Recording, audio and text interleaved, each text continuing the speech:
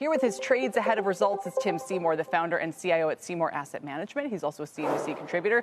Don't feel like you have to trade any of these before the results. These might be hold them and put them away forever. Well, they're tougher ones to trade when you talk to Memory Land. And it's a case of, did I see that the SanDisk was $4.85 in earnings in 24, and now will be $130 a share in 27. Unbelievable. This is what we remember NVIDIA doing. All right, let's back up for a second before we get into that. Let's actually start with Apple, which has been a little bit on the sidelines here, maybe in a good way, maybe not. Who knows? It's Tim Cook's last call as CEO. Investors are looking for more color on iPhone 17 demand while dealing with these memory constraints. First read on the MacBook Neo, which everybody loves, future Neo products. The shares are up 7% this month, but they're still about flat on the year. What do you do here? I like Apple. I'm long Apple. I understand this is a discussion about the multiple, and you're somewhere between where you have 27, but you're somewhere between 32 and 34 times. Services should come in 14 and a half is kind of the whisper. If they got above that, I think the street would love it.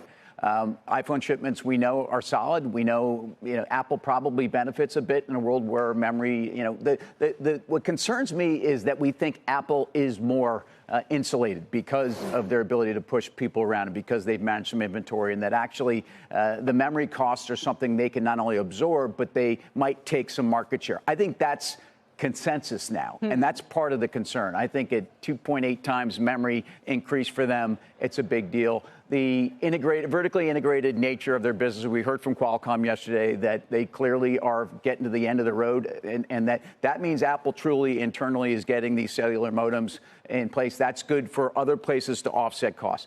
Long story short, Apple has proven to be a defensive stalwart, and I, for people that say Apple's really underperformed, on a 5-year basis, it still outperformed the S&P by 18%, on a 2-year by 12%. On a year-over-year, it's kind of holding serve and flat. Yeah. But I think given how defensive it is and given the world we live in, that they have not overspent on CapEx. I love the story. And the Apple is eating itself. I mean, if they didn't have all the share buybacks, this would be easily a $5 trillion company, if not more. So it's given returns to shareholders, but even in a way that's kind of penalized it from the rankings we always go through of, who's the largest. So anyway, it's had other ways to show performance. The flip side of that coin, though, are the memory names. You mentioned what we saw with Seagate the other night. SanDisk, we're going to hear from. The Street's watching for updates on those price hikes you mentioned, demand trends. They're going through this massive super cycle. It's the best stock in the NASDAQ 100 since January. It's up 300% this year, and that still pales in comparison to its performance over the past 12 months, where it's up 3,000%.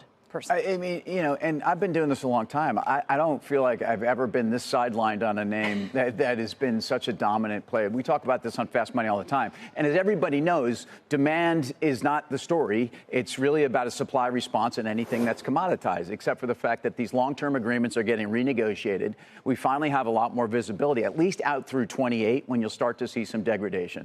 So the question is, again, I think I look at a Western Dig relative to a SanDisk and say that one's relatively more expensive, and to itself and to really the multiple you want to pay for it, where SanDisk is trading 10 to 15 times more than its 5-year average, and I think is kind of the stock, despite that meteoric move, is kind of the EPS has kept pace. And it's probably, of the two, the one that makes more sense to me. And by the way, Mehdi Hosseini, who we love from Susquehanna, was talking about this yesterday. He thinks SanDisk with Flash is going to be the one to own now that we're moving into the tokenization cycle and not just the build out of AI. Anyhow, Western Digital, you briefly mentioned, we're looking again, inventory, data center demand, long-term hyperscaler contracts. These shares have doubled. They've more than doubled this year. They're up 60% in April for its best month in a quarter century.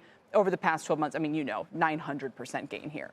Yeah, I think it's a case where this one, to me, especially off of a smaller base, has gotten a little more excitement and is a little too I think, just worked up on the multiple. I think the bar is incredibly high. And we're discounting the ability of the Chinese memory manufacturers to actually introduce more to the market. We're hearing where, Micron in India is getting now 10% of their production. India's coming online.